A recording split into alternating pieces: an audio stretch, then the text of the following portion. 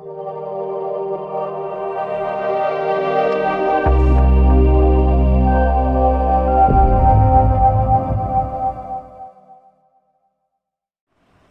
Evening students, आदर्श online classes में मैं राहुल अग्रवाल आप सबका स्वागत करता हूं। आज से हम मैथमेटिक्स के जो चैप्टर्स हमारे अभी बाकी रह गए, कुछ आपको कैलकुलस सब करवा रहे हैं और जो चैप्टर्स और बाकी है उनको मैं आपको कराना स्टार्ट करेंगे। तो आज से हम स्टार्ट करेंगे हमारा सेकंड वाला chapter ITF, inverse trigonometric function. इतना लिख रहा हूँ आईटीएफ, आप समझ जाना ना। दूसरा चैप्टर जो है वो हम स्टार्ट करेंगे। देखिए बेटा, ध्यान देना कि हम पढ़ तो रहे हैं, आप ऑनलाइन क्लासेस काफी टाइम से ले रहे हैं, अब आप हैबिचुअल भी हो गए होंगे कि ऑनलाइन क्लासेस में पढ़ना कैसे है ये सब। लेकिन कुछ एक बातें जो हमारे एक्सपीरियंस से हम आपको बता सकते हैं, तो आप उसके लिए ध्यान दें कि आप घर पे जितना ज्यादा हो सकता है मोबाइल पे उतना कम टाइम दें। अगर आपको स्कूल वाले 3 वीडियो पर डे अवेलेबल करवा रहे हैं तो आप कोशिश करें आप ये 3 वीडियो ही देखें, बाकी आप टाइम इस पे स्पेंड ना करें, है ना। आप YouTube पे चले गए, वहां पे आपको दिख रहा है कि हाँ युवराज सिंह दिख रहा है, 6 छक्के लगा रहे, इसको देख लो। फिर कोई कहेगा कि दिन में 50 रुपए ऐसे कमाए, 150 रुपए ऐसे आपको थंबनेल वाले वीडियो मिल जाएंगे, वहां पे आप अट्रैक्ट हो जाते हो, फिर आप उनको देखने लग जाते हो। तो हमें ऐसा वहां पे टाइम वेस्ट नहीं करना है। आप कोशिश करें 2 से 3 घंटे आपको जो वीडियो मिले आप उनको पूरा देखें। और दूसरा, आप जितना अगर आपको एक्स्ट्रा टाइम आपके पास बचता है तो आप घर पे इंडोर गेम्स कुछ भी है, आप क्रिकेट के शौकीन हैं, आप कोई और गेम अच्छा खेल लेते हैं, आपको किसी और का शौक है, तो आपको काम ज्यादा करें। उससे आपकी एनालिटिकल पावर भी बढ़ेगी और आपकी आंखें भी खराब नहीं होगी। ज्यादा आप टाइम यहाँ पे मोबाइल पे स्पेंड करेंगे तो आपकी आंखों पे बहुत इफेक्ट पड़ने वाला है। तो मेरा कहने का एक बड़े भाई के नाते कहने का एक आपको एक रेस्पॉन्सिबिलिटी बनती है, तो मैंने आप आई होप कि आप सब इसके ऊपर गौर फरमाएंगे। तो हम स्टार्ट करते हैं हमारा सेकंड वाला चैप्टर आईटीएफ, ठीक है। ध्यान से देखना बेटा, देखो आईटीएफ स्टार्ट करने से पहले या आप सबको पता होगा, मैं आईटीएफ नहीं मैथमेटिक्स का अगर मैं कोई भी चैप्टर स्टार्ट करता हूं तो मैं एक चीज जरूर बताता हूं। कुछ बच्चे जो अभी तक मेरी क्लासेस ले चुके हैं उन बच्चों को पता है, लेकिन कई बच्चे ऐसे हैं जो अभी तक नए हैं जिन्होंने मेरी एक भी क्लास नहीं ली है ना। तो हम स्टार्ट करते हैं कि हमें मैथमेटिक्स पढ़ने से पहले हमें जरूरी है कि मैथमेटिक्स के लिए सबसे इंपॉर्टेंट चीजें क्या क्या है, हमें उसके बारे में पता होना जरूरी है। तो मैं अगर आपको बात कहूं कि हमें जिंदा रहने के लिए हमें क्या जरूरी है, अगर मैं अपने आप को एक फलन मानता हूं तो मुझे जिंदा रहने के लिए जरूरी क्या है कि मुझे खाना वगैरह खाना पड़ेगा, है ना। और मैं खाना खा क्यों रहा हूं, केवल खाना मेरी जिंदगी का मकसद नहीं है। मैं खाना इसलिए खा रहा हूं ताकि मैं खाना खा के मुझे जो एनर्जी मिले मैं उस एनर्जी से काम कर पाऊं। तो ध्यान देना, वैसे मैथमेटिक्स जो है, मैथमेटिक्स खाता क्या है और मैथमेटिक्स काम क्या करता है, इन दोनों चीजों को हम समझने वाले हैं। और यही दोनों चीजें मिलकर क्या बनती है मैथमेटिक्स के लिए, प्रांत और परिसर। लगभग बच्चे जो मुझसे पढ़ चुके हैं उनको पता है कि सर मैं काफी बार पढ़ा चुका हूं प्रांत और परिसर क्या होते हैं। लेकिन जो बच्चे नए जुड़ रहे हैं उन्होंने अभी तक प्रांत और परिसर के बारे में नहीं पढ़ा होगा, डोमेन एंड रेंज के बारे में। तो हम स्टार्ट करेंगे डोमेन एंड रेंज। सबसे पहले ये मैं काम कहूं कि मैथमेटिक्स की कोई भी ब्रांच हो, भले वो अलजेब्रा हो, ट्रिग्नोमेट्री हो, अरिथमेटिक हो, एडवांस अलजेब्रा हो, मैथमेटिक्स का कोई भी ब्रांच हो, हर ब्रांच के अंदर हमें अगर डोमेन एंड रेंज नहीं पता है तो हम उसको उतना अच्छा कभी भी नहीं कर पाएंगे। इसलिए हम स्टार्ट करते हैं हमारे पढ़ने से लिए कि सबसे पहले डोमेन क्या होता है। डोमेन इन सेंस, और जिसे हम हिंदी में क्या बोलेंगे, प्रांत, है ना। और दूसरा हमारे पास जो इंपॉर्टेंट है वो है range, range of trigonometric function. Domain क्या होता है, रेंज क्या होता है, एंड थर्ड जो इंपॉर्टेंट है वो अभी मैंने जो आपको बोला था, कौन सा, फंक्शन। बिल्कुल भी बोर नहीं होना है, क्लास में कंसंट्रेशन आप रखेंगे, जितना कंसंट्रेशन आप रखेंगे आपको 1-2 क्लासेस में ऐसे लगने लग जाएगा कि सर हम रियल में बहुत अच्छा सीख रहे हैं, है ना। और हम कोशिश करेंगे कि आप किसी और भी बुक, अगर आपकी एनसीईआरटी वाली बुक या आरबीएससी की जो बुक है उसको छोड़कर भी आप कोई भी बुक अगर आप उठा रहे हैं तो उसके सारे क्वेश्चन आपसे बनने लग जाए, है ना। लेकिन होगा बेटा तभी जब आप क्लास के अंदर कंसंट्रेशन करेंगे। केवल टीचर आपको बस एक गाइड कर सकता है, आपको थोड़ा बहुत बता सकता है कि बेटा ये सब कुछ ऐसे होने वाला है, लेकिन ये सब आपके ऊपर डिपेंड करता है ना। अभी जिन बच्चों के 100 आउट ऑफ 100 जिन कई बच्चों के आए हैं वो भी उसी क्लास में पढ़े हुए हैं जिनके 33 या 34 मार्क्स आए, तो वो सब आपके ऊपर डिपेंडेंट है। हम तो केवल बस आपको गाइड कर सकते हैं कि बेटा ऐसा पढ़ना है। तो अगर कोशिश करें, मैं कह रहा हूँ वीक से वीक स्टूडेंट भी अगर थोड़ा सा क्लास में कंसंट्रेट होकर कोशिश करेगा तो आई गारंटी यू कि आपको सब कुछ समझ में आने वाला है, ठीक है। तो हम स्टार्ट करते हैं कहां से, डोमेन, रेंज और हमारा फंक्शन। ये तीनों कंसेप्ट जो है वो क्या होते हैं, ध्यान से देखते बेटा। जैसे मान लो हमारे पास कोई भी मशीन है ना, हमारे पास कोई भी मशीन है, उस मशीन के अंदर, है ना, जैसे मान लो आपको बात करते हैं कि हमारे पास एक गेहूं पिसने वाली मशीन है, सब जानते हैं ना गेहूं पीसने वाली चक्की। हमारे पास एक गेहूं पीसने वाली चक्की है ना, और हम एक गेहूं पीसने वाली चक्की घर पे लेके आए और उसके स्वास्तिक वगैरह बनाया और स्वास्तिक बना के उसको साइड में छोड़ दिया। अब पीपा उठा के बाजार चले गजबन चाली है, तो ये पीपा उठा के हम बाजार जा रहे हैं गेहूं पिसवाने के लिए। तो मुझे बताओ उस मशीन का कोई मतलब हुआ क्या? उस मशीन का कोई मतलब नहीं है। उस मशीन का कब तक कोई मतलब नहीं है? उस मशीन का तब तक कोई मतलब नहीं है जब तक हम उसके अंदर कुछ ना कुछ ना डालेंगे। जब तक उस मशीन के अंदर कुछ नहीं डालेंगे तब तक उसका कोई भी मतलब नहीं है। तो आप ध्यान देना, किसी भी मशीन के अंदर हम जो कुछ डालते हैं, किसी मशीन के अंदर हम जो कुछ डालते हैं वो उसका क्या होता है? डोमेन होता है। बेटा हम एग्जांपल भी बिल्कुल ऐसे लेंगे जो आपके लिए फैमिलियर होगा, तो आपको कहीं पे दिमाग ज्यादा लगाने की जरूरत नहीं है, हमारे में है जितना ही हमें लगाना है, ठीक है ना। ओके, तो हमें क्या करना है, कोई भी मशीन के अंदर हम इनपुट जो भी देते हैं, किसी भी मशीन के अंदर हम जो जो डालेंगे वो सब उसका क्या होगा? डोमेन होगा, उसका प्रांत होगा। मशीन उसके साथ क्रिया करके हमें जो आउटपुट दे रही है वो आउटपुट आपका क्या कहलाता है? रेंज कहलाता है। बिल्कुल सिंपल सी बात है कि किसी भी मशीन के अंदर कुछ डाल रहे हो सर, वो सब क्या है? वो डोमेन है, और जो मशीन निकाल कर देगी वो सब आपका क्या है? रेंज है। जैसे सिंपल सी बात, मेरी बॉडी खुद एक, मेरी क्या सबकी बॉडी है ना, हमारी बॉडी जो है वो क्या है? एक मशीन है। उस मशीन के अंदर इनपुट हम जो भी देंगे, हम जो भी खा रहे हैं, हम जो भी पी रहे हैं, तो किसी मशीन के अंदर आप जो जो इनपुट दोगे वो सारा का सारा आपका क्या है? डोमेन है। और जो आउटपुट आपको मिलने वाला है, जैसे मान लो कि मैंने पानी पिया और मुझे पसीना निकल रहा है ना, तो जो पानी जा रहा है वो बॉडी का इनपुट है ना, तो जो इनपुट है उसको हम क्या कहेंगे? उसका डोमेन कहेंगे। पानी पिया, पसीना निकल रहा है, और जो आउटपुट मिलता है वो आपका क्या होता है? परिसर होता है। सिंपल सी बात है बेटा, मशीन के अंदर जो भी डालोगे, बोलो प्रांत, जो बाहर निकलेगा वो, वेरी गुड, वो क्या कहलाएगा सर? परिसर। और जो इनपुट को आउटपुट में बदलने का काम करता है, जो इनपुट को आउटपुट में बदलने का काम करता है वो आपका क्या कहलाता है? फलन। फल मतलब जो फल देने का काम करे, फल मतलब जो परिसर देने का काम करे, जो इनपुट को आउटपुट में बदल दे। मुझे एक बात बताना, मैंने पानी पिया और पसीना निकला, तो पानी को पसीने में बदलने का काम किसने किया? बिल्कुल, वेरी गुड, कि हमारी बॉडी ने। तो हमारी बॉडी वहां पर क्या कहलाएगी? फंक्शन कहलाएगी, या फिर बोल सकते हैं फलन कहलाएगी। समझ गए? तो ध्यान से देखना बेटा, जैसे है ना, कि जैसे मान लो कि ये कोई एक मशीन हमारे पास है, कोई भी मशीन अगर हम लेते हैं, है ना, ये हमारे पास क्या है? एक मशीन है, ठीक है। इस मशीन के अंदर हम जो भी इनपुट दे रहे हैं, है ना, इस मशीन के अंदर हम जो भी इनपुट देंगे, इनपुट, वो इनपुट आपका क्या कहलाएगा? इसका प्रांत कहलाएगा। समझ गए? बिल्कुल सिंपल सी बात है। और जो मशीन इसके साथ क्रिया करके आपको जो आउटपुट देगी वो आउटपुट आपका क्या कहलाएगा? परिसर कहलाएगा, ठीक है। और इसको हम क्या कहते हैं? ठीक है। और इनपुट को आउटपुट में बदलने का काम किसने किया है? मशीन ने। तो ये मशीन आपका क्या है? फलन है। बहुत सिंपल सी बात है बेटा, बस आप सबको पता होनी चाहिए। मुझे पता है लगभग सब बच्चों को पता होगी, लेकिन किसी बच्चे को नहीं पता है, इसलिए बिल्कुल जीरो लेवल से स्टार्ट कर रहा हूं ताकि हमें कहीं पर भी कोई भी प्रॉब्लम नहीं है। लगभग बच्चों को ये बातें पता होगी कि जो बच्चे मुझसे पढ़े हुए, मैंने सब बच्चों को ये बात बताई है।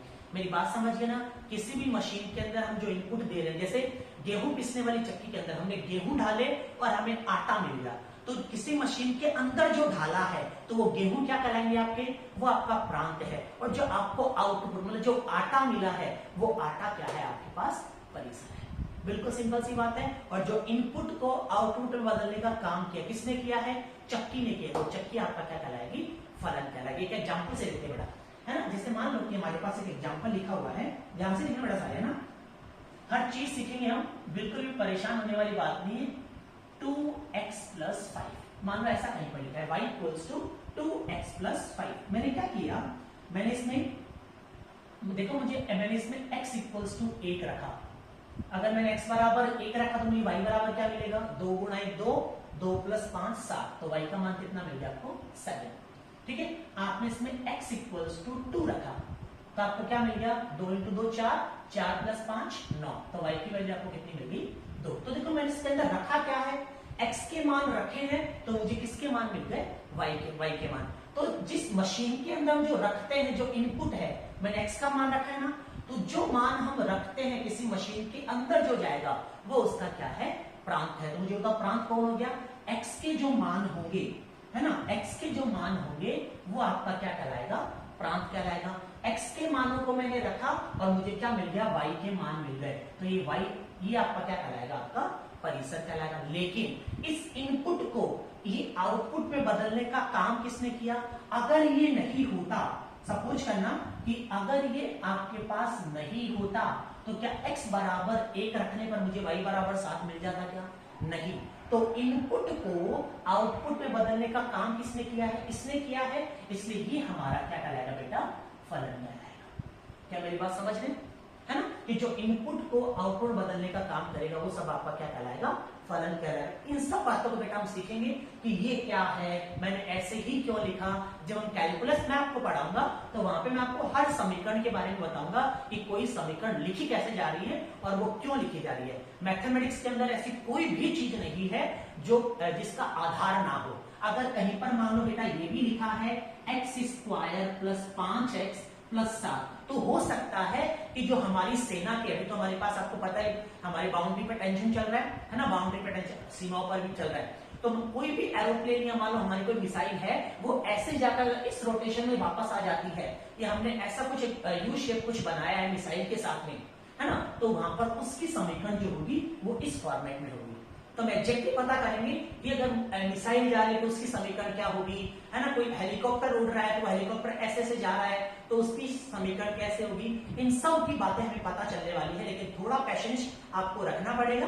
बस क्लास पे आपको कंसंट्रेशन रखना है, आप सब कुछ सीख जाएंगे मैथमेटिक्स के अंदर। हम बहुत कुछ सीखने वाले हैं हमारे 12th क्लास के अंदर, ठीक है। तो अभी मैंने आपको 3 ही बातें बताई है, प्रांत क्या होता है, परिसर क्या होता है और फलन क्या होता है। सीधी सी बात सब बच्चों को पता चली होगी कि सर इनपुट जो डालेंगे वो प्रांत है, जो आउटपुट मिलेगा सर वो परिसर है, और जो इनपुट को आउटपुट में बदल देगा वो सब आपके पास क्या है, फलन है। अब एक बात मुझे और बताना बेटा, ठीक है, आपको बताना है, ठीक है। देखते हैं कितने बच्चे होशियार हैं, देखना जरा कैसे, बोर्ड पे देखते हैं।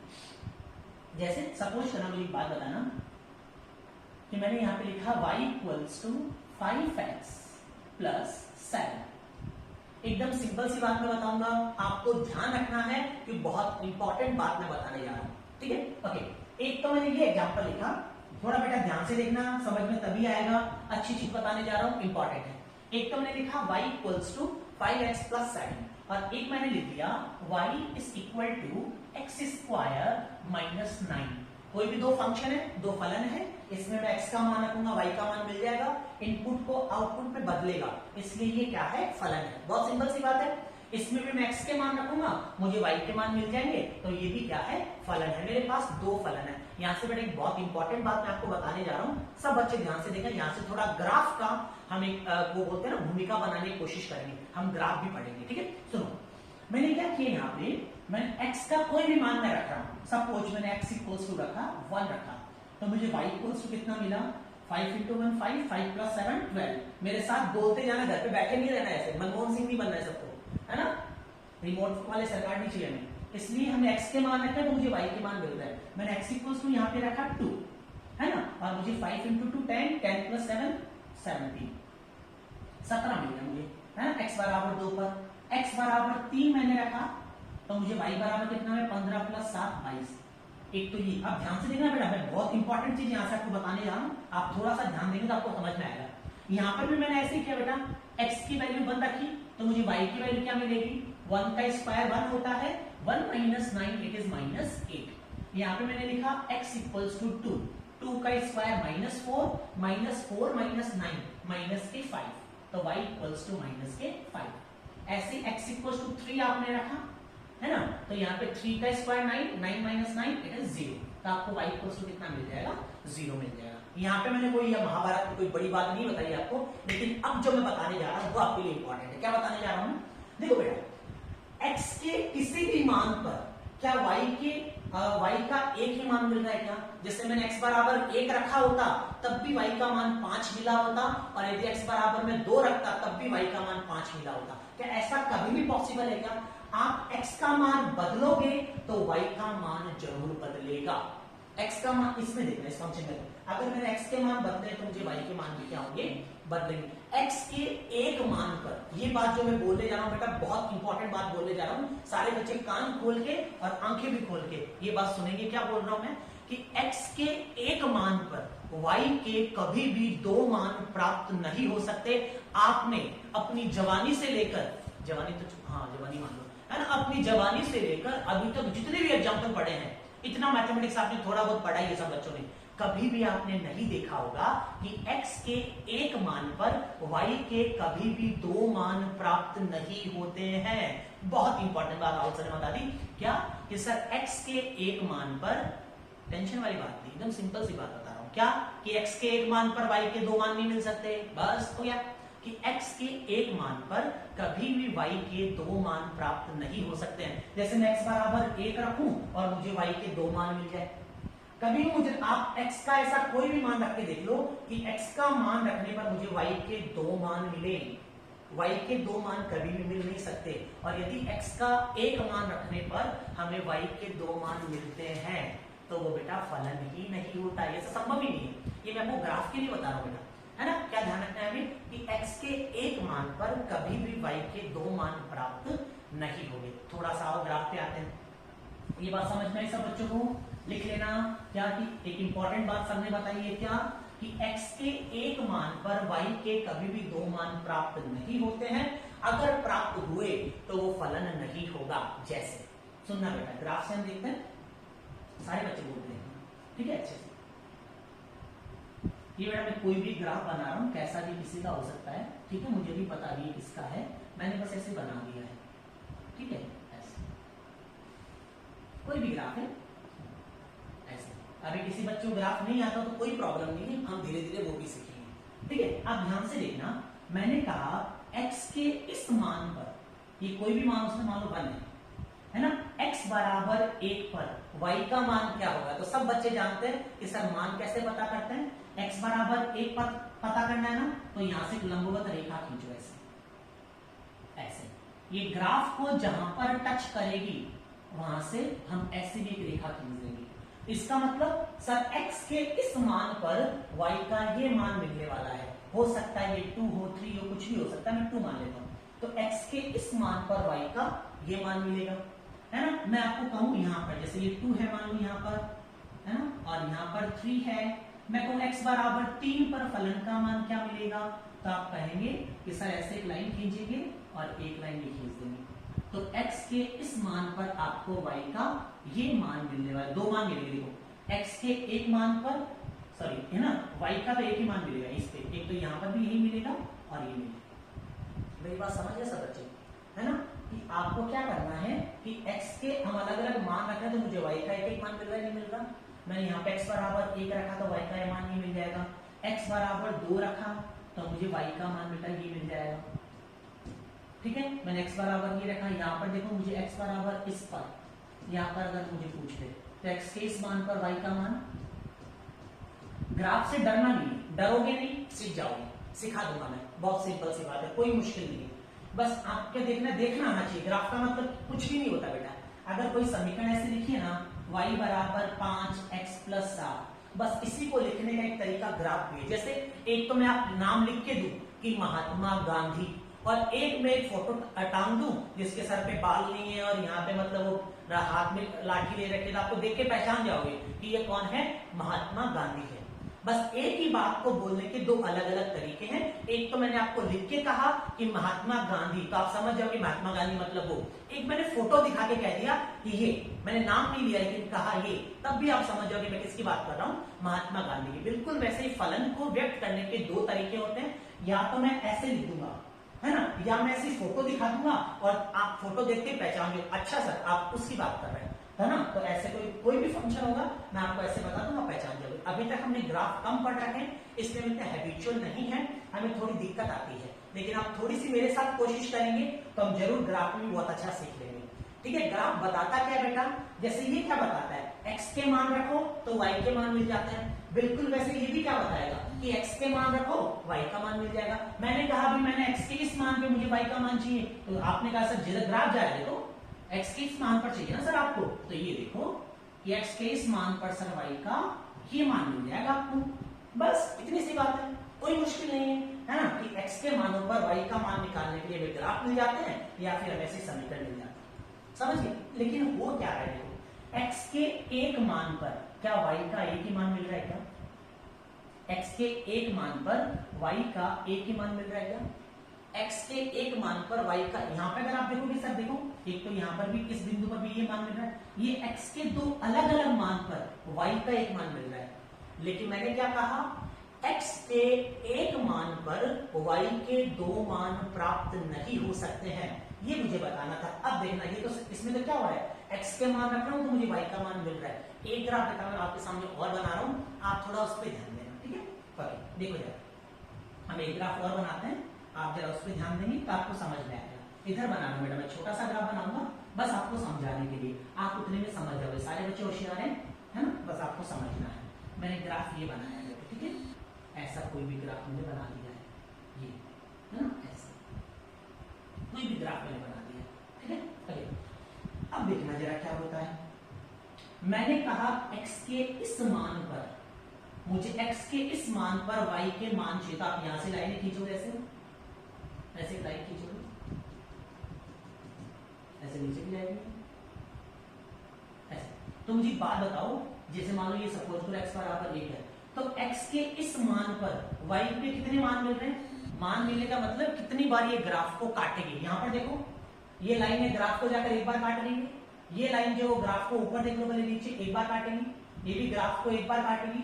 अगर ग्राफ को एक बार काट रही है, इसका मतलब x के एक मान पर आपको y का एक मान मिल रहा है। लेकिन यहां पर देखो x के एक मान पर आपको लाइन देखो, तो यहां पर काट रही है, एक तो ये मान हो गया, 2 3, यहाँ पे भी 4 5 और फिर नीचे 6, तो x के एक मान पर y के 5 या 6 मान मिल रहे हैं। और जबकि हमें पता है x के एक मान पर y के कभी भी 2 मान या 2 से ज्यादा मान प्राप्त नहीं हो सकते, तो आप देखकर कह दोगे सर ये फलन ही एग्जिस्ट नहीं करेगा, इस फलन का अस्तित्व ही नहीं है। अस्तित्व ही नहीं बेटा, कंपटीशन एग्जाम में इतने अच्छे क्वेश्चन पूछे जाते हैं यहाँ से। देखिए आपको 4 एग्जाम को देखो, आपको समझ में नहीं आएगा, इतना अच्छा क्वेश्चन पूछ लिया, हम समझ ही नहीं पाएंगे। जैसे सपोज करो आपने उसने कहा कि निम्न में से फलन है, बस इतना सा क्वेश्चन दिया, ये आईआईटी तक भी पूछा गया क्वेश्चन है, ऐसे निम्न में से फलन है। इतना अच्छा हम पढ़ लेंगे ना कि आपको कुछ भी बाकी नहीं रहेगा। लेकिन बस यार इंपॉर्टेंट क्या है कि आपको क्लास में ध्यान देना है, बस और कुछ नहीं करना बेटा। आपको ABCD निम्न में से फलन है और आपको 4 ग्राफ बना के दे दिया, उसमें आपको समझ में नहीं आएगा पूछ क्या रहा है। एक तो ऐसे दे दिया, ये कोई फलन दे दिया, ऑप्शन बी में आपको क्या कर देगा वो, ऑप्शन बी में जैसे मान लो आपको उसने दे दिया ऐसा कुछ,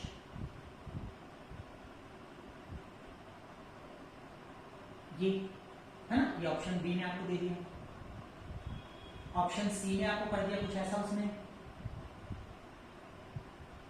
ये, और ऑप्शन डी में आपके सामने उसने ग्राफ रखा कुछ ऐसे, ये जी। आपको कहेगा कि निम्न में से कौन सा फलन है, निम्न में से कौन सा फलन है। एग्जाम के अंदर क्वेश्चन हमें आईआईटी में आ सकता है, आपके डिफेंस के एग्जाम में किसी में भी आ सकता है, लेकिन आपको देखते क्लिक करना चाहिए। लेकिन क्लिक कब करेगा, जब हमें उसके बारे में पता होगा। आपको क्या पता है कि सर जैसे ग्राफ घूम जाता है, कहीं पर भी ग्राफ घूम जाता है, तो वहां पर y अक्ष की तरफ जैसे ग्राफ घूम जाता है, वहां पर फलन कभी भी एग्जिस्ट नहीं करता है। तो क्या मुझे बताओ y की तरफ ऐसा कहीं पे रोटेशन इसमें है क्या, इसमें भी नहीं है, इसमें भी नहीं। इसमें देखो कि सर अगर हम यहाँ पर इस बिंदु पर बात करेंगे, यहाँ पर तो देखो ग्राफ को कितनी बार काट रही है, 1 बार 2 बार, एक यहाँ पे भी काट रही 3 बार, और इधर भी मैं कोई लाइन खींचूंगा ऐसे, तो ये भी देखो 1 बार 2 बार 3 बार। तो ऐसा संभव नहीं है कि x के एक मान पर y के एक से ज्यादा मान मिले, या फिर सीधी सी बात है बेटा, ऐसे ग्राफ मुड़ जाए ना ऐसे इधर की तरफ, तो कभी भी उसका अस्तित्व नहीं होता है। इतने बड़े बड़े बच्चे को समझ तक नहीं आता क्वेश्चन पूछा क्या है, लेकिन क्वेश्चन में कुछ भी नहीं होता।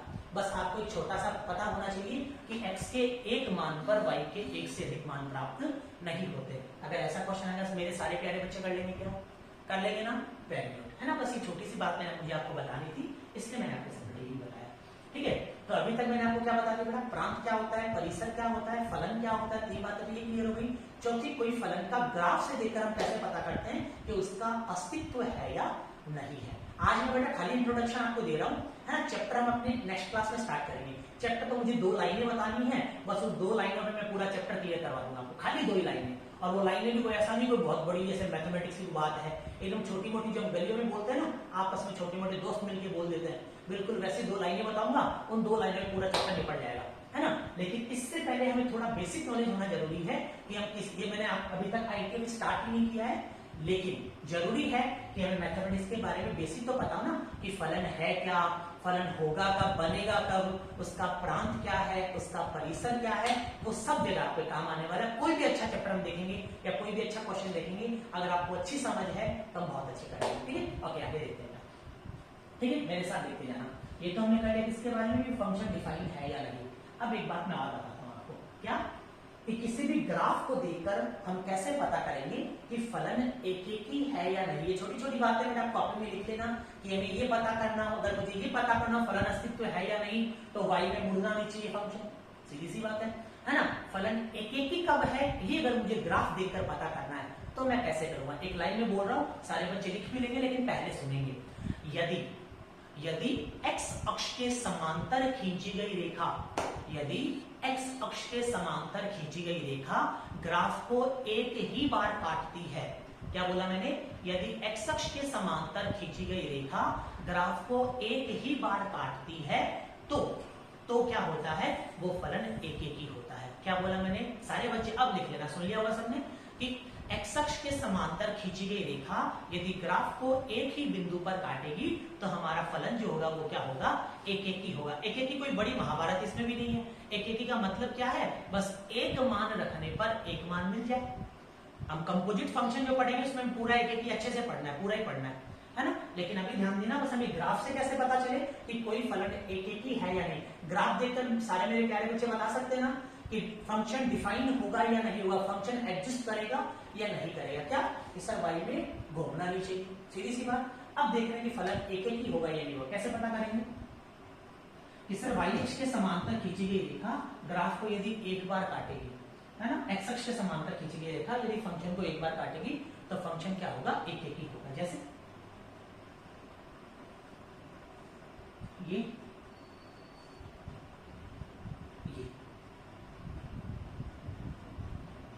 कोई भी फंक्शन आपके पास है, कोई भी फंक्शन बना हुआ है, मुझे ये पता करना है कि फंक्शन जो है वो 1 है या नहीं, एक ही है या नहीं। तो कैसे पता करेंगे, बिल्कुल सर आपने कहा था x अक्ष के समांतर एक रेखा खींचेंगे, यदि वो ग्राफ को एक ही बार काटेगी तो फंक्शन एक ही है। जैसे मैंने क्या किया, ध्यान से सुनना सारे बच्चे, मैंने एक लाइन खींची x अक्ष के समांतर, ये x अक्ष के समांतर एक रेखा खींच दी।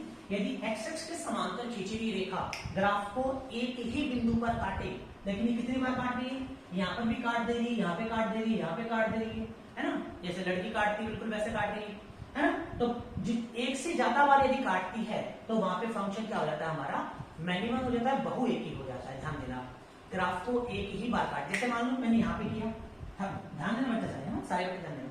क्या कि जैसे मैंने एक फंक्शन ये बनाया, सुनो जरा, ये बनाया मैंने, सॉरी ये नहीं, हम देखते हैं ऐसा कोई फंक्शन बनाते हैं। ये आपको ग्राफ याद होगा, सबने बताया होगा आपको, ये बड़ा ग्राफ होता है y इक्वल्स टू x का, है ना, y equals to identity function है, उसका ग्राफ होता है। अगर मैं इसमें x अक्ष के समांतर कोई रेखा खींचता हूं ऐसे, तो मुझे पता ग्राफ को कितनी बार काट रही है, एक ही बार काट रही है, इसका मतलब फलन क्या है, एक ही है। छोटी सी बात मैंने बताई है कि कैसे पता करेंगे कि कोई भी फलन जो है वो एक ही है या बहु एक ही, कैसे पता करेंगे, x अक्ष के समांतर रेखा खींच देंगे, अगर वो ग्राफ को एक ही बार काटेगी तो हमारा फलन जो है वो क्या हो जाएगा, एक ही। अब बच्चों के मन में आ रहा है सर इतना ग्राफ पढ़ा क्यों रहे हैं, तो बेटा ध्यान देना, कोई भी कॉम्पिटिशन एग्जाम जब आप देने जाओगे तो जो क्वेश्चन आपको करने में 5 से 7 मिनट लग जाते हैं, अगर आप ग्राफ से हैबिचुअल रहेंगे, आपको ग्राफ थोड़ा अच्छे से समझ में आता है, तो जो क्वेश्चन 10 मिनट में या 5 मिनट में होने वाला है, आप 30 सेकंड्स 40 सेकंड्स इतने में आप क्वेश्चन पढ़ेंगे। बहुत कॉम्प्लेक्सिव क्वेश्चन आपको बहुत इजी क्वेश्चन लगने लग जाएगा। इसलिए हम थोड़ा कोशिश कर रहे हैं कि हमें ग्राफ समझ में आए, ये बेसिक है, ठीक है। ओके, तो ये हमारे पेपर ने क्या बताया कि कोई भी फंक्शन 1 1 कब होता है, जब एक्स अक्ष के समांतर खींची गई रेखा यदि ग्राफ को एक बार काटे तो वो क्या हो जाएगा, एक एक ही हो जाएगा, और यदि एक से ज्यादा बार काटे तो उसको हम क्या कहेंगे, बहुएकी या मैनी वन। ये देखो एक बार काट लिया ना, तो इसको हम क्या लिखेंगे बेटा, इसको हम लिखते हैं 1 1 या एक एक ही। हिंदी में अगर हम बात करें तो इसको हम क्या लिखेंगे, एक एक ही, है ना। ओके, और ये जहां पे एक से ज्यादा बार काट दे वो आपका क्या होता है, वो आपका होता है मैनी वन। मैनी वन मतलब बहु एक ही, बहु एक ही मतलब बहुत सारों का एक ही मान मिलेंगे। जब हम अलजेब्रिक फंक्शन पढ़ेंगे वहां पे हम और अच्छे से क्लियर करेंगे, लेकिन अभी केवल ग्राफ से देखकर हमें पता चलना चाहिए कि फंक्शन जो है वो 1 1 है या मैनी वन है। आई थिंक दिस स्टूडेंट को कोई प्रॉब्लम नहीं होगी। तो हमने एकदम बेसिक में ये भी पता कर लिया कि कोई भी फंक्शन जो होता है वो 1 1 कब होता है और मैनी वन कब होता है। 2 3 4 बातें मैंने आपको बता दी, सॉरी 5। फंक्शन क्या होता है, उसका डोमेन क्या होता है, रेंज क्या होता है ना। और फिर मैंने क्या बताया आपको कि 1 1 क्या होता है, मैनी वन क्या होता है। और एक चीज हमने और सीखी है कि ग्राफ देखकर हम पता कर लें कि हमारा जो फलन है वो एग्जिस्ट करता है या नहीं करता। याद है सबको, कब एग्जिस्ट करता है, बिल्कुल कि सब वाई एक्स के जब फंक्शन घूमने लग जाएगा तो वो फंक्शन कभी भी एग्जिस्ट नहीं करेगा। Clear, okay. ये था बेटा हमारे बेसिक जो हमें चैप्टर स्टार्ट करने के लिए जरूरी था, वो मैंने आपको क्लियर करवा दिया। अब हम स्टार्ट करेंगे, आज बिल्कुल बेसिक बेसिक पढ़ेंगे। अब हम स्टार्ट करेंगे थोड़ा बहुत चैप्टर पढ़ने के बारे में कि हमारा चैप्टर क्या है। तो ध्यान से देखना, है ना। एक इंपॉर्टेंट बात और बताऊंगा मैं, एक बेटा याद कर लेना, 1 मिनट के थोड़ी देर के लिए याद कर लेना, फिर इस चीज को हम समझ लेंगे। क्या, कोई भी फलन का प्रतिलोम फलन, कि हम पढ़ने क्या वाले हैं, ITF, इनवर्स ट्रिग्नोमेट्रिक फंक्शन, प्रतिलोम त्रिकोणमिति फलन। इसका मतलब भी समझना, प्रतिलोम त्रिकोणमिति फलन का मतलब क्या है, प्रतिलोम त्रिकोणमिति फलन, प्रतिलोम त्रिकोणमिति फलन। 5 मिनट में सारे बच्चे अच्छे से बोर्ड पे देखना, हम चैप्टर का नाम तो क्लियर करें ना, हम पढ़ने के वाले हैं सब। अभी मैंने आपको फलन बताया, फलन क्या होता है, जो इनपुट को आउटपुट में बदल दे उसे हम क्या कहते थे, फंक्शन कहते थे। अब मैं बात करता हूं किसकी, सॉरी, मैं बात करता हूं त्रिकोणमिति फलन की। त्रिकोणमिति फलन आप सबने पढ़ रखा है। तो त्रिकोणमिति फलन कौन से होते हैं, जो त्रिभुज से रिलेटेड होते हैं, या फिर हम बोले छठ रेशियो में पढ़ रखे हैं, sine cos sec cosec tan cot, है ना, ये सब। बस त्रिकोण, उन त्रिकोणमिति फलनों का हमें क्या करना है, प्रतिलोम पढ़ना है। प्रतिलोम हमें उसको उल्टा कर देना है, लेकिन उल्टा करने के लिए हर चीज में उल्टी नहीं हो सकती। जैसे मान लो किसी बंदे का वेट बहुत ज्यादा है ना, मुझे किसी व्यक्ति को उल्टा करना है, लेकिन कुछ लिमिटेशंस होगी ना, तभी मैं उसको उल्टा कर पाऊंगा। अगर उसका वेट नॉर्मल है तब तो ठीक है, हम हाँ ऊपर उसका उल्टा कर देंगे, लेकिन है ही वो रमेश पवार जैसा ऐसा, है ना, अब उसको मुझे उल्टा करना है तो मैं उसको उल्टा कैसे कर पाऊंगा, पॉसिबल नहीं है ना। तो किसी को उल्टा करने के लिए हमारे पास कुछ रूल्स एंड रेगुलेशंस होते हैं। तो वैसे ही त्रिकोणमिति फलनों को उल्टा करने के लिए, उनका प्रतिलोम ज्ञात करने के लिए हमारे पास एक छोटा सा प्यारा सा एक रूल है, और वो क्या है, किसी फलन का प्रतिलोम केवल तभी संभव होता है जब फलन क्या हो, एकेकी भी हो और आच्छादक भी हो। किसी बच्चे को यदि आच्छादक के बारे में और एकेकी के बारे में पता नहीं है तो टेंस होने की जरूरी नहीं है। मैं एक लेक्चर के अंदर केवल वही पढ़ाऊंगा कि कोई भी फंक्शन एकेकी कब होता है, उसको फाइंड आउट कैसे किया जाता है, कोई भी फंक्शन जो वो आच्छादक या ऑनटू कब होता है उसको फाइंड आउट कैसे किया जाता है। लेकिन एक बात ये आप ध्यान रखना कि किसी भी फलन का प्रतिलोम केवल तभी संभव है जब फलन क्या होता है, एकेकी और आच्छादक। मेरे प्यारे बच्चों को याद रहेगा क्या, कि सर किसी भी फलन का प्रतिलोम केवल तभी संभव होगा जब फलन क्या हो, एकेकी और आच्छादक हो। अब हम स्टार्ट करेंगे बेटा, 5 मिनट और पढ़ेंगे हम, उसके अंदर हम बताएंगे कि हमारा ITF होता क्या है। उसके बाद नेक्स्ट क्लास के अंदर इसको बहुत आगे लेके जाएंगे, लेकिन अभी के लिए ये समझ में हम करने क्या वाले हैं कि जो भी त्रिकोणमिति फलन होंगे हम उसका उल्टा करने वाले हैं, दैट्स इट। ओके, सुनो अब ध्यान दो क्या, कि जैसे सपोज करो, मुझे एक बात बताना जरा, सारे बच्चे बहुत होशियार है ना, 9th 10th 11th इन सब क्लासेस के अंदर आपने ट्रिग्नोमेट्री पढ़ा हुआ, त्रिकोणमिति पढ़ा हुआ, लेकिन मुझे एक बात बताओ, क्या कभी भी आपने त्रिकोणमिति के अंदर केवल y equals to sine sin, sin बोलते हैं सर, इंग्लिश का पढ़ाइए सिन, क्या कभी आपने ऐसे देखा होगा क्या, कभी ऐसा देखा है क्या? आई थिंक किसी स्टूडेंट ने अभी तक नहीं देखा, किसी ने गलती से खुद लिख दिया बात अलग है, लेकिन कभी किसी बुक के अंदर आपने कभी y इक्वल्स टू केवल साइन या y equals to only cos, COS आपने कभी नहीं देखा होगा। आपने कभी भी y इक्वल्स टू कॉसेक केवल इसको नहीं लिखा हो, इसके साथ में हमेशा या तो आपको क्या मिलेगा, या तो थीटा मिलेगा प्यारा सा लिखा हुआ, या इसके साथ लिखा हुआ क्या मिलेगा आपको, x मिलेगा। अकेला साइन नहीं, उसके साथ थीटा या x कंपलसरी है। ऐसा क्यों है पहले हम इसको समझते हैं और उसके बाद में मेरा चालू करेंगे। जैसे याद करो मैंने क्लास के स्टार्ट में क्या कहा था आपको कि जैसे मान लो सपोज करो कि हम एक गेहूं पिसने वाली चक्की लेके आए, एक गेहूं पिसने वाली चक्की हम लेके आए, उसके ऊपर हमने स्वास्तिक बनाया और अच्छे स्वास्तिक बना के उसको साइड में रख दिया। अब पीपा उठा के और चले बाजार में गेहूं पिसवाने के लिए, तो उस मशीन का जो हम लेकर आए, क्या उस मशीन का कोई मतलब रहा था? उस मशीन का कोई मतलब नहीं है। उस मशीन का तब तक कोई मतलब नहीं है जब तक हम उस मशीन के अंदर कुछ ना डाल दें। तो मुझे बात बताना, अगर मैं केवल लिखता हूं बेटा क्या ये उस मशीन की तरह है, ये उस मशीन की तरह मैं लाकर मैंने घर पे साइड में छोड़ दी, लेकिन इसका जब तक कोई मतलब नहीं है जब तक हम इसके अंदर कुछ ना डाल दें। और उस मशीन जैसे गेहूं पिसने वाली चक्की है तो उसके अंदर हम केवल क्या क्या डाल सकते हैं, उसके अंदर केवल अनाज डाल सकते हैं। उस मशीन की लिमिटेशन है, उस मशीन के अंदर आपने गेहूं डाला, आपको पिस के वो आटा दे देगा। आपने उसके अंदर मान लो बाजरा डाल दिया, वो उसका आटा दे देगा। आपने गेहूं की आपने चने की दाल डाल दी, वो आपको आटा दे देगा। लेकिन आपने उसके अंदर कपड़े डाल दिया, वेट करो आटा आटा, क्या आटा मिलेगा? क्या पॉसिबल नहीं है, कि उसकी एक लिमिटेशन है। हमारी बॉडी के अंदर हम कुछ भी थोड़ी डाल सकते हैं, कुछ लिमिटेड चीजें हैं वही हमारी बॉडी के अंदर जा सकती है। इसका मतलब हर बॉडी की, हर मशीन की, हर फलन की एक लिमिट होती है, बस वो लिमिट ही उसके अंदर जा सकती है। तो ये साइन वाली जो मशीन है, ये साइन वाली जो मशीन है, इसकी लिमिट क्या है कि इसके अंदर केवल क्या जा सकता है, बताओ? वेरी गुड, इसके अंदर केवल क्या जा सकता है सर? कोण जा सकता है, साइन थीटा, है ना। उस मशीन के अंदर केवल अनाज जा सकता है। हमारी बॉडी के अंदर कुछ लिक्विड जा सकते हैं, कुछ स्पेशल टाइप के लिक्विड्स होते हैं, है ना। कुछ सेमी लिक्विड जा सकते हैं, कुछ लिक्विड सॉलिड जा सकते हैं। तो वैसे ही साइन वाली जो मशीन है, ये वो मशीन है, और मशीन को हम क्या कहते हैं? फलन कहते हैं। तो इस मशीन के अंदर केवल क्या जा सकता है, इस मशीन के अंदर केवल हमारे पास क्या जाएगा? कोण जाएगा। सारे बच्चे आई थिंक समझ रहे होंगे। तो यहाँ पर हमारे पास सीटा क्या है? वो कोण है।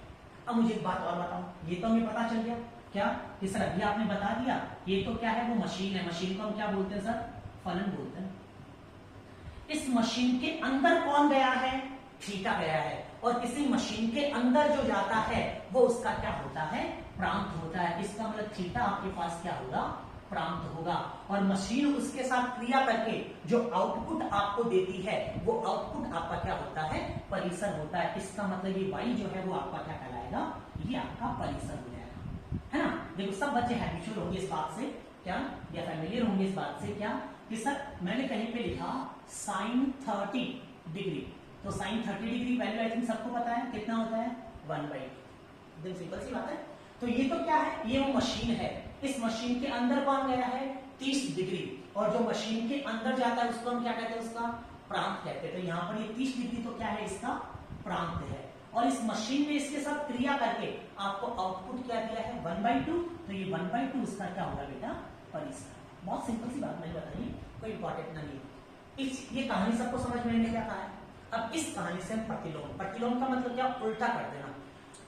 मुझे एक बात बताओ जरा, साइन और थीटा दोनों अलग अलग है या एक है? बिल्कुल अलग अलग है। क्यों अलग है सर? साइन तो मशीन है और ये मशीन के अंदर जा रहा है, तो दोनों चीजें अलग अलग है। साइन क्या है? त्रिकोणमिति फलन। और मुझे प्रतिलोम किसका निकालना है? मुझे त्रिकोणमिति फलनों का प्रतिलोम निकालना, मतलब मुझे केवल साइन का प्रतिलोम निकालना है। तो इसको मैं उल्टा करूंगा, तो ये उल्टा करूंगा इधर आ जाएगा। देखो इस साइन को मैं अगर इधर लाता हूं तो ये साइन क्या बन जाएगा? ध्यान से देखना बेटा, बहुत इंपॉर्टेंट बात हम सीख रहे हैं, है ना। ये साइन इधर से जब इधर आएगा क्या बन जाएगा आपके पास? 1/sin, और ये हो गया आपके पास y इक्वल्स टू में क्या बचा आपके पास? थीटा। इस साइन को मैंने इधर लाके उल्टा कर दिया। आप सबको पता है जैसे 1/x को हम लिख सकते हैं x इनवर्स, वैसे 1/sin को हम क्या लिख सकते हैं? Sine inverse. Sine inverse y equals to theta. Clear? अब देखो जरा कहानी बदल गई। इस बार कहानी कैसे बदल गई? मुझे एक बात बताना। इस बार मशीन कौन हो गई? साइन इनवर्स इस बार मशीन हो गई। तो इस बार ये तो आपका क्या कहलाएगा? इस बार ये आपका फलन हो जाएगा, है ना। तो ये आपका क्या कहलाएगा? इस बार ये फलन है। और जो मशीन के अंदर जाता है, इस बार मशीन के अंदर कौन जा रहा है? y। और जो मशीन के अंदर जाता है उसे हम क्या कहते हैं? प्रांत कहते हैं। तो इस बार y क्या हो गया हमारे पास? प्रांत हो गया। और जो बाहर मिलता है क्रिया करने से मिलेगा क्या? थीटा मिलेगा, ये थीटा आपका क्या कहलाएगा, ये आपका बेटा परिसर है। अब देखो कितनी अच्छी बात हम यहाँ से सीख चुके हैं, मजाक में किया है हमने ये सब, लेकिन बहुत इंपॉर्टेंट बात हमें समझ में आ गई। क्या बताना मुझे, ये तो त्रिकोणमिति है और ये मैंने उसका उल्टा कर दिया, मतलब ये प्रतिलोम त्रिकोणमिति। मैं दोनों को अंडर ब्रैकेट बना रहा हूँ, अंडर बॉक्स बना रहा हूँ। एक तो मैंने बेटा ये पढ़ा था हमने, और एक अब हम ये पढ़ चुके हैं। ठीक है, सुनना बेटा कैसे। पहले थीटा क्या था, प्रांत था ना, और वाई क्या था, परिसर। पहले थीटा प्रांत था, अब थीटा क्या हो गया, अब थीटा परिसर हो गया। पहले वाई क्या था, परिसर था, अब वाई क्या हो गया, प्रांत। मतलब क्या हुआ कि जैसे मैंने उसका उल्टा किया, उसका प्रतिलोम याद किया, तो जो प्रांत था वो तो क्या बन गया, परिसर बन गया, और जो परिसर था वो क्या बन गया, आपके पास प्रांत बन गया। तो यहां से बस यही किसका काम है, यही काम है प्रतिलोम फलनों का। क्या करते हैं वो, वे फलन जो किसी फलन के प्रांत को परिसर में और परिसर को प्रांत में बदल देते हैं। वे फलन जो किसी फलन के प्रांत को परिसर में और परिसर को प्रांत में बदल देते हैं, उनको हम क्या कहते हैं, प्रतिलोम त्रिकोणमिति या प्रतिलोम फलन कहते हैं। एक सिंपल सी डेफिनेशन खोज करके आप लिख लेंगे कि वे फलन जो किसी फलन के प्रांत को परिसर में और परिसर को प्रांत में बदल देते। बेटा लास्ट 1 मिनट और है ना, एक छोटी सी चीज हम और पढ़ लेते हैं, मुझे एक बात बताना जाए, यही चीजें इसमें पढ़ेंगे, कुछ अलग नहीं पढ़ेंगे। देखो ये क्या है, प्रतिलोम फलन है, सबको पता है, साइन इनवर्स से प्रतिलोम फलन। ये बराबर किसके आ रहा है, ये थीटा के बराबर आ रहा है, और जो बराबर आता है वो आपका क्या होता है, वो क्या होता है, परिसर। तो थीटा क्या है, थीटा कोण होता है ना, तो ये थीटा आपके पास क्या है, कोण है। ये बहुत इंपॉर्टेंट बात बता दी मैंने आपको, कल इसमें आके क्वेश्चन कराऊंगा सबसे पहले। क्या कि प्रतिलोम फलन जो होते हैं वो किसके बराबर होते हैं, थीटा। थीटा मतलब कोण। तो यहां से एक बात जो जाते वक्त हमें याद रखनी है कि सर ने कहा था इसमें आते क्वेश्चन करेंगे, और एक बहुत इंपॉर्टेंट बात है क्या, कि प्रतिलोम फलन कुछ और नहीं होते हैं, प्रतिलोम त्रिकोणमिति फलन कुछ और नहीं होते, ये बस क्या होता है, एक कोण होता है। इसका मान जो आएगा वो हमेशा क्या आएगा, एक कोण आएगा। तो सब आईटीएफ में अभी तक हमने क्या पढ़ा है, आईटीएफ होता क्या है, वे फलन जो किसी फलन के प्रांत को परिसर में और परिसर को प्रांत में बदल देते हैं, उनको हम कहते हैं प्रतिलोम त्रिकोणमिति फलन। और प्रतिलोम त्रिकोणमिति फलन कुछ और नहीं है, ये आपके पास क्या है, बस एक कोण होता है। प्रतिलोम त्रिकोणमिति फलन का दूसरा नाम ही क्या है, कोण। ये बहुत छोटी सी बात है, लेकिन इतने बड़े बड़े क्वेश्चन ही करवाएगी आपको, ध्यान देना। नेक्स्ट क्लास में जो हम आएंगे तो हम इस क्वेश्चन को करेंगे। तब तक के लिए take care of you, C.